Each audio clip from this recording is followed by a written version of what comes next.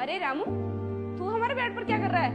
और तेरे साहब कहाँ पर है? अरे मैम साहब, साहब नहीं है, तभी तो मैं आपके बेड पर हूँ। ये तू कैसी बातें कर रहा है? बता ना तेरे साहब कहाँ पर गए हैं? अरे मैम साहब, साहब तो ना अपने दोस्तों से मिलने के लिए गए हैं और बोल रहे थे कि रामू मैं तो शाम तक ही घर आ पाऊंगा। तो मैम साहब, अब इस घर में ना आपके और मेरे अलावा कोई भी नहीं है। हम जो चाहे ना आराम से कर सकते हैं, खुल के मजे ले सकते हैं। अगर इच्छा हो तो बताओ फिर मैम साहब। रामू, तू होश में तो है? क्या बोले जा रहा है ये सब? अरे मैम साहब, आप इतनी तेज क्यों बोल रही हो? पड़ोसियों ने सुन लिया तो हमारा सारा प्लान चौपट हो जाएगा, इसलिए धीरे धीरे बोलो। मैम साहब, आपको नहीं लगता है कि साहब आपको टाइम नहीं दे पाते हैं? मैम साहब, आपको तो पता होगा साहब फौज में है और साहब तो घर पर 5-6 महीने के बाद ही आ पाते हैं।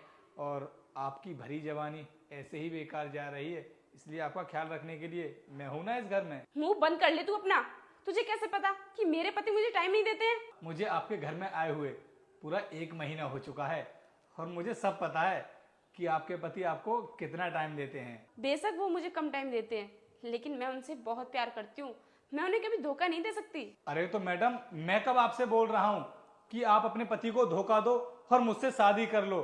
मैं तो बस आपसे कुछ टाइम मांग रहा हूँ और देखना, आप भी उस टाइम को कभी भूल नहीं पाओगी। इसलिए मैम साहब, मेरी बात मानो और मेरे पास आ जाओ। तुझे पता है, तेरी इन हरकतों के बारे में अगर तेरे साहब को पता चल गया तो वो तुझे छोड़ेंगे नहीं। साहब को पता कैसे चल जाएगा?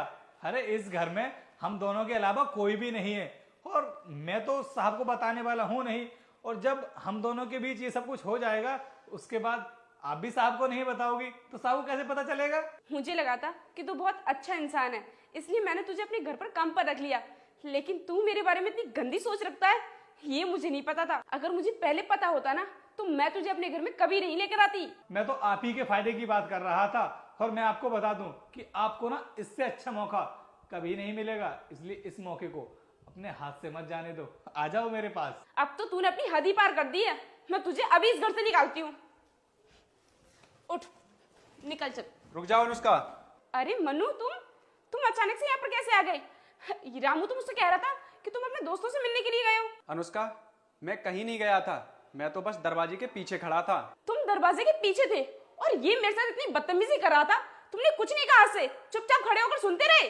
इसने तुमसे जो भी कहा था ना, वो सब मेरे कहने पर कहा था। क्या तुमने इससे बोला था ये सब बोलने के लिए?